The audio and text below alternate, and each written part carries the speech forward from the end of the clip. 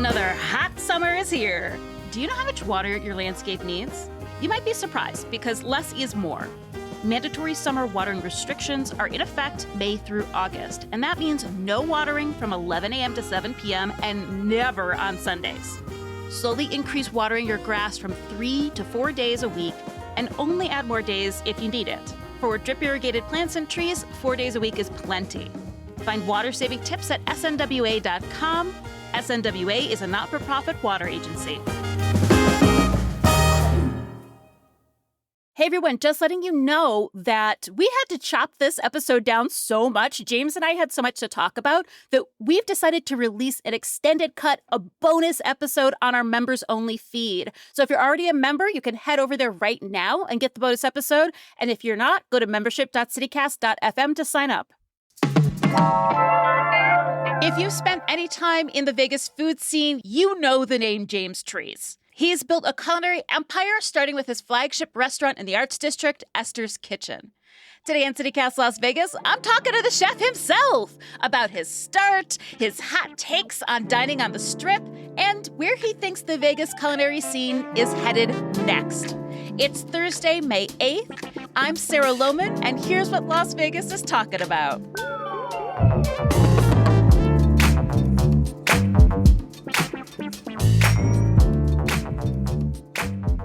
James, you are a Las Vegan. Hi, James. Born and raised. Yep. Born and raised. Yep. When do you remember first wanting to work in restaurants?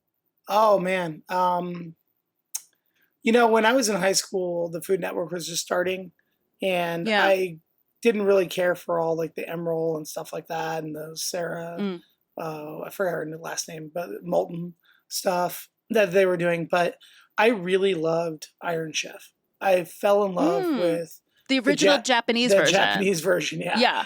And I was probably about 16. I had started taking culinary classes in high school through a program at a school called ATTC, which is kind of like, SECNA or something like now, where they have, they were teaching horticulture, they were teaching construction, they were teaching electronics, or they were teaching nursing, and another thing was cooking. And it was a really great school. And it was like, it was kind of fun to like go to school at Vegas High for a couple hours. I only had like 2 classes a day there. And then I would go do 3 hours at this kitchen thing, which I just kind of fell in love with. It started early for you. Yeah, no, it started really early. And it's kind of funny. I'm now 45 and I'm like, oh, I've been doing this for 30 years. Like, what? Like, that's just a crazy, like, just as a point in my life, I'm just like, this is a really weird trajectory for anybody, Yeah. Like, to go from, growing up on food stamps and growing up with assistants, and then, my dad, losing the house because he was a musician and the mortgage was gnarly. And then from there, getting into high school, my mom was a teacher. I did pretty good in school, but I didn't really try that hard. I didn't apply myself until I got to the culinary part of it. And then my favorite part is when, I got into Pepperdine with a scholarship, and I told my mom I didn't want to take it, and she thought I was crazy. And she's like, well, we were, because she's a grant writer and stuff like that. She was trying to get me grants and all these scholarships in order to be able to do this. And I just had no interest in going to college. That caused a rift between us, and I actually ended up moving out of my my mom's house when I was 17. And I spent that year working at the Mirage because I got an internship through ATTC, where I got to do the same internship as the CIA interns at the Mirage. And Mr. Bart Mahoney, who's the senior vice president of food and beverage at Resort World now, we've known each other all this time because he was the one who gave me the opportunity to come in and do this really great internship where I got to, work in the butcher shop, then work in the main kitchen, work in the buffet, work in the Italian restaurant, work in the steakhouse, work in the French restaurant. I wouldn't leave the Mirage until 11 o'clock, 12 o'clock at night, so I would actually work. It's a lot for a teenager. Yeah. Well, I mean, I was just like, you find something that you love and then you want to explore it. Right. And the coolest thing was back in the day, they were just like, yeah, go ahead. You're good. Just stay. Just keep here. You want more work? Here's more work. What I found is the kitchen is a place where there's always more work. Yeah. Yeah. It's interesting too, having a similar conflict with my own mom in my early 20s. Mm-hmm. It's a tough point as a young person when you realize that your parents don't know what's best for you anymore.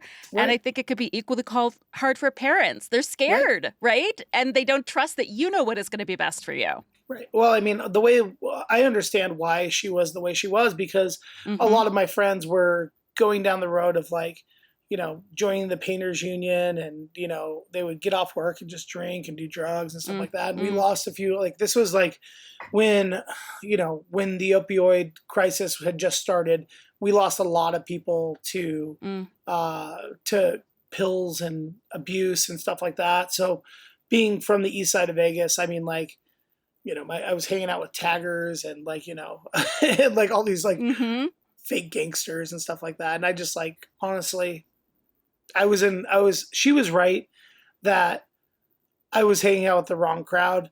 She was wrong in the fact that she thought that it would slow me down. So after a year, I decided to apply to CIA, because at that point I started working with a great chef and one of my best mentors, which is Luke Palladino.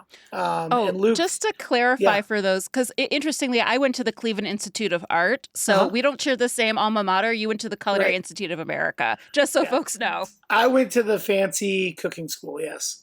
Yeah. Because when I told my mom, I was like, hey, I want to go to cooking school, and it's going to be $80,000. She was like, no. And like, you can't afford that. You can't saddle yourself with that debt. You can't do this. You can't do that. And so basically I was like, oh, don't worry about it, Mom. I have all the money saved. And she was like, what? And I was like, yeah, because I would like go to work my normal day, and then go work in banquets. And I would just pocket cash, because like I was making a union wage at the age of 17. Yeah. Like, so like I was making the same wage as most 40-year-olds. And I was like, okay, cool. So I just stacked away money, and I was like, am I going to buy a fancy car, or am I going to go do something with my life? And I saw where the rest of my friends were kind of headed with their lives and the actions they were taking. And I was like, I didn't see the positivity in that. And so I was like, I think it's just a better move for me to go away for a while. And so I moved to New York. So like I got there in January, I think it was January 2nd, 2000. And I graduated September 7th, 2001. I was supposed to go and work for Danielle. So you made the decision to come back to Vegas. That wasn't in the plan. There was a huge disaster, but that led you home. Yeah, so what was that like? So I ended up going to work at. I showed up. I got an interview through my chefs at Le Bernardin. They got me an interview with Mark LaRusso, who was running the restaurant Aqua at Bellagio, which was Michael Mina's restaurant. And I mean, it was a really busy restaurant. We did 400 covers a night. I was a 21-year-old cook. I wasn't ready for that kind of system. And I didn't do so good there, but I ended up being successful enough to make sous chef at Bellagio when I was 21 years old. We have to get to it, but the one thing that I want to ask you about too is you did work for Gordon Ramsay, who is honestly the nicest human being. Hilarious. Which is, so it's all an act on TV. If you pay me $150,000 an episode, I will scream at you. I don't have that kind of money, and I have people who will do that for free. Right, exactly. Honestly. Yeah, Gordon was a gem to work with, actually. At that point, I had gotten to LA, and I spent 10 years in Los Angeles before I came back out here.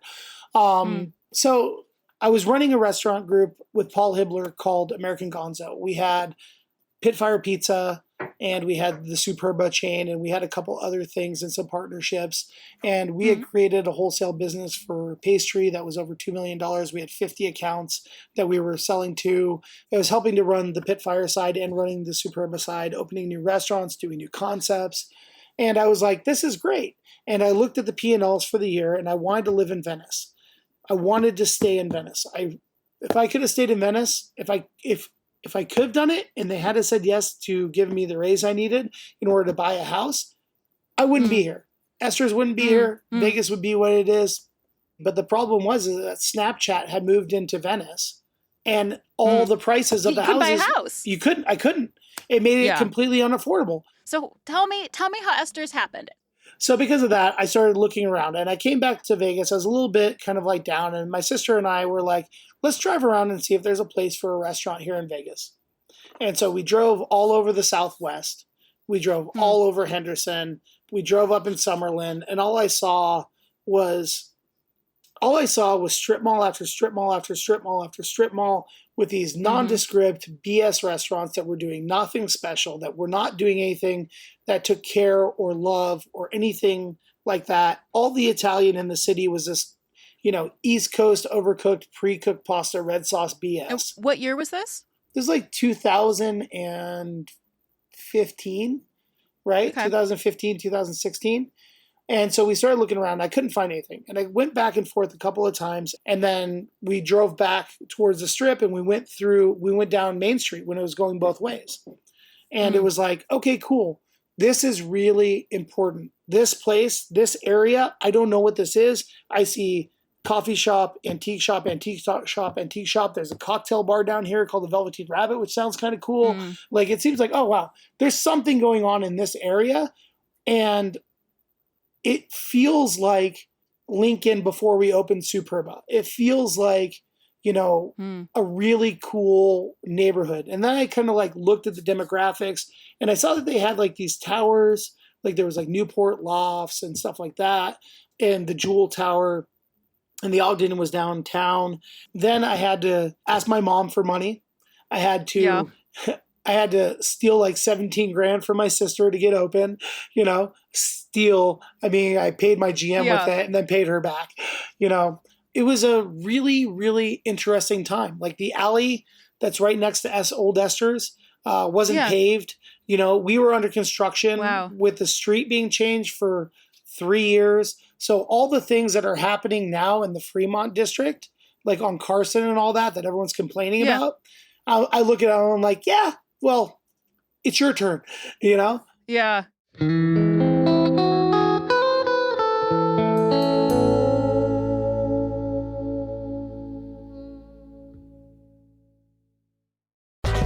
Hey y'all, it's executive producer Sonia Cho Swanson.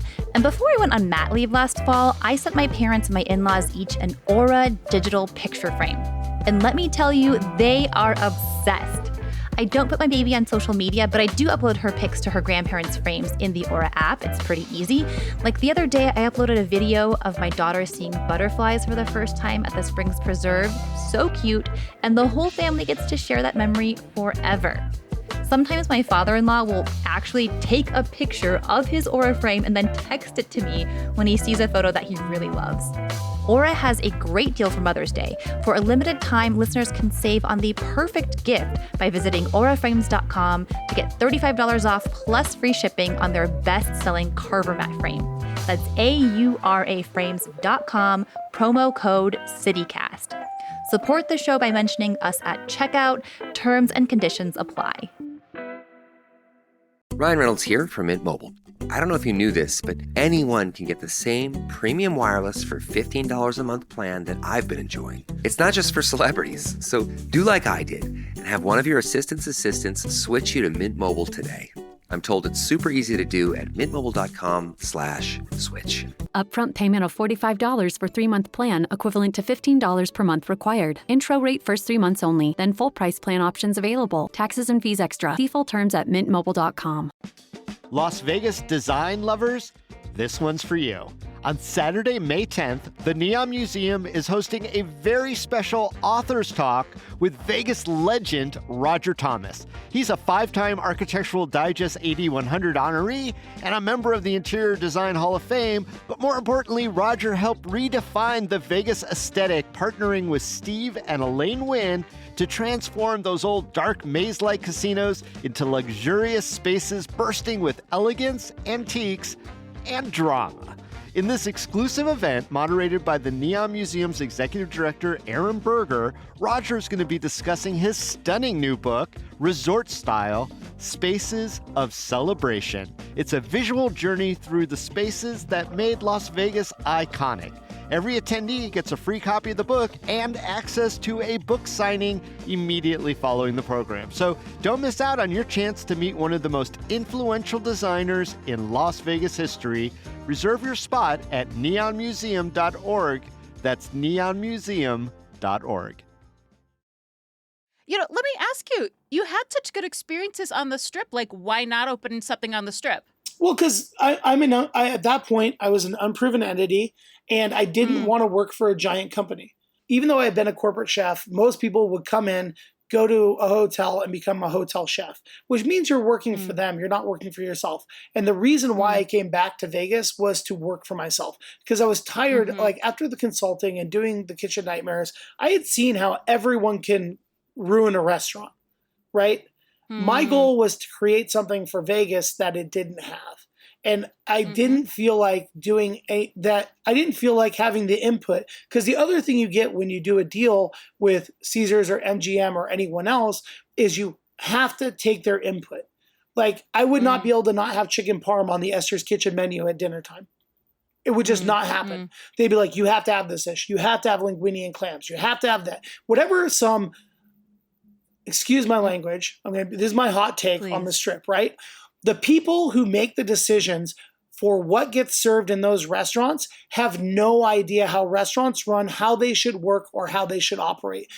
So because of that, I don't need some guy who's only worked at Southern Glazers or Bellagio to tell me how Italian food should be.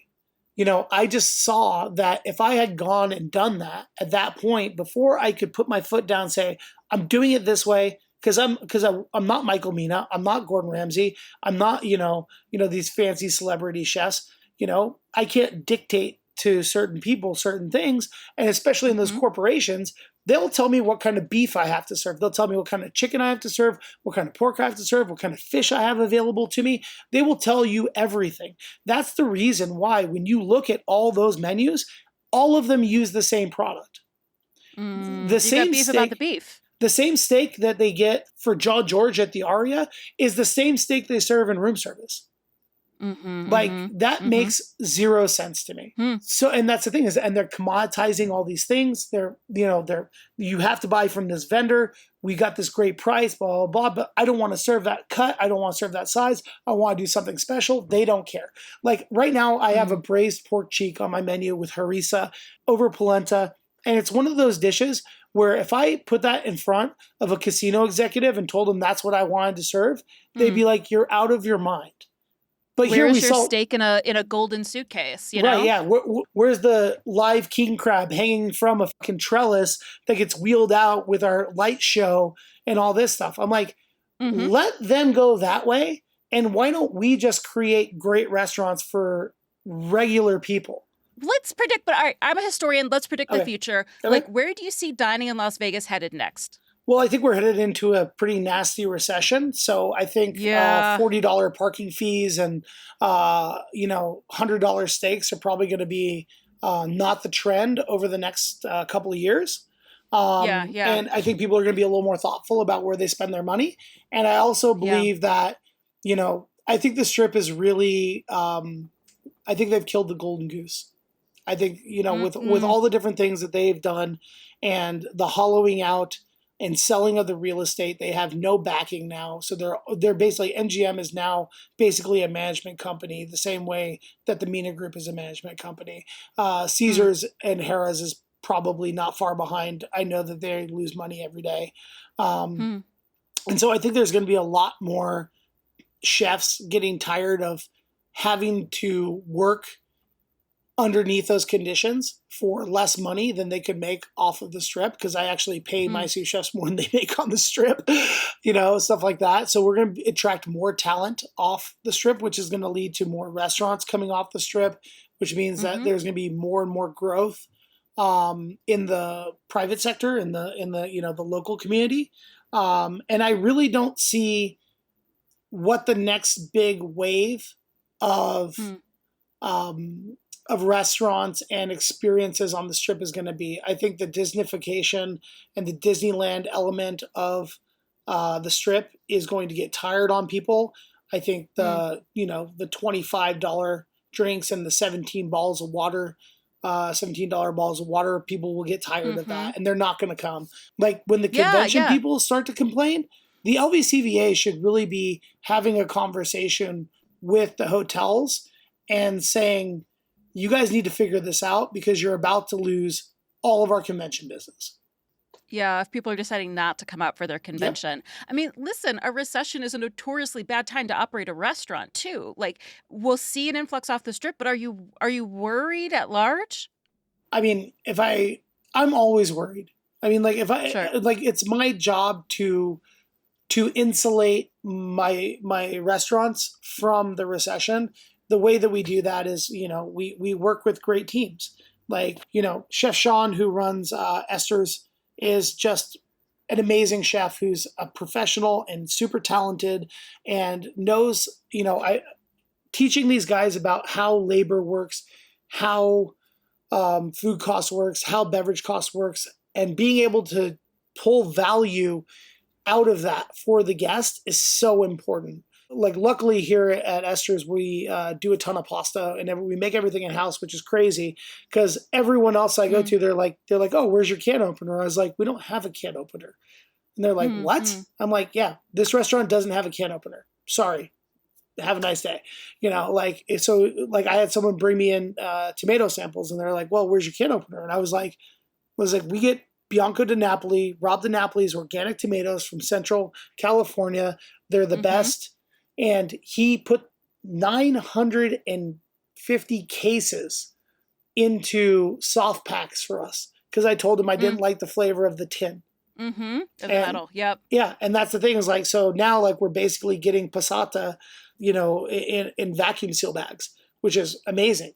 But like that's so quality and care can sort of weather the economic depression. That's exactly. Because there's always value there, right? Like there, and also like when people, when the economic crash of 2008 happened, I remember everyone started making burgers, sliders, and meatloaf. And I get that. And I understand why that happened. Here, I think we're going to like sell less fillets, sell more bavettes, so that way that guest who was probably going to spend $110 is now spending 50 or 60. I think that makes more sense. Coming in. Yeah. But that also like, it's a little bit like, restaurants are the reprieve from society. They're the only place where people care if you're there, right? Like you go throughout your day having to run errands and buy stuff. And the people at the grocery store don't want to be there. Like everyone's just like trying to get out of like work and do all this stuff. And then you go to a restaurant and the first thing that someone says is, hi, how are you? How's your day going? And it's like the first moment of actual, human interaction with the positivity in it. And that's the reason why people come to restaurants. That's the reason why people go to bars. That's the reason why people go to these places is because like the recognition that you give a guest and creating that level of hospitality from the beginning is the most important thing that we do. You know what? This actually sort of is a great transition to the question I want to ask you last, which is, you've now got a posse of successful restaurants, not only Esther's Kitchen, Ada's, El Solito Posto, and now the Bohème sister properties. Not successful yet, but I'm sure will be. We're they've gone very well. Yeah. You're working on it. They're new. Yep. What does the success of your restaurants tell you about Las Vegas and what Las Vegans want from a dining experience? Value. People are just tired of being taken advantage of. I mean, at the end of the day, like when we're creating, I always say like we can use any product we want as long as we can charge the appropriate price for it. I was like, that's one of the things. Like if we want to buy Sun Gold tomatoes that are $100 a case rather than buying commodity tomatoes that are $10 a case, I don't care. As long as we can charge for them and as long as they're making something special, then we can use that product. Tariffs are going to come in and they're going to kick our ass. We know that because like every piece of cheese we use is from a different country. Most of some of the flour we use is from a different country. Like almost all the proteins that we use are from different countries. Like we use some beef from Colorado, but besides that, it's almost all, imported or has gone back and forth. Like something like garlic, like they grow garlic in California, send it to China to get peeled and then send it back. That's going to have a 25% tax on it, on garlic. And you're like, oh, that's not that much. And you're like, okay, cool. But like, then you go to paper boxes paper boxes that were 60 cents a piece are now $1.30 a piece. You take 5 of those home at the end of your meal, that's $6, $7 in cost, right? Take that, put that into into the scheme of a successful restaurant, and we have to charge $28 for those boxes. Yeah. Creating hospitality and value, I think, is our job. And it's my job specifically to be a good boss to my teams, to give them the information, the tools they need in order for them to be successful in doing their jobs. And that's the most important thing that I think that people don't realize is like, they're like, oh, you're the chef. And you're fancy. I'm not. I'm from the Eastside. I'm like, I would never say you're fancy, James. I'm not fancy. I understand luxury and I understand ingredients. I understand all that stuff. But at the end of the day, like, we cook for normal people. Well, when David is back in town, I haven't been to either of the Bohèmes yet. So we're definitely going to stop by. And I'm really get you out of Henderson, girl. Well, you know how much I love Hendertucky. But deep. I also genuinely, I'm deep. I can tell you're a listener. However, I will drive 40 minutes to the Art District during rush hour if it involves James Trees and David Figler. So you're high up there in my esteem. I hate rush hour traffic.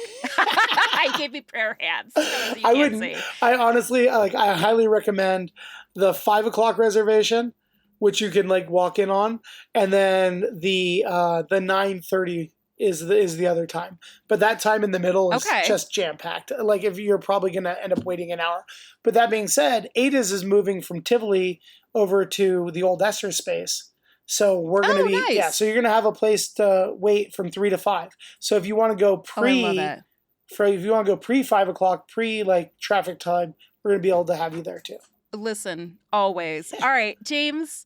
Thank you so much for being with us today. I didn't know this conversation was going to be like a walk down memory lane for my days in New York, too. I enjoyed it so much, and I can't wait to see you in person again. Absolutely. See you very soon.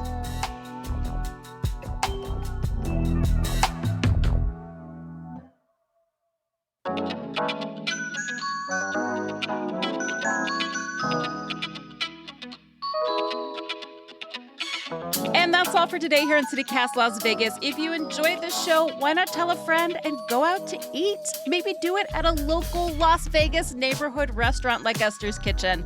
You can rate our show, leave us a review wherever you get your pods, and subscribe to our morning newsletter on our website. We'll be back tomorrow morning with more news from around the city.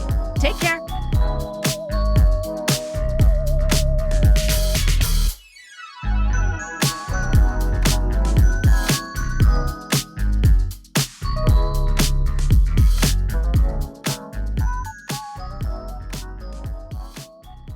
We're just 2 people drinking seltzer, living the dream. We're just drinking seltzer. We're just having a hang. You're such an East Coaster calling it seltzer.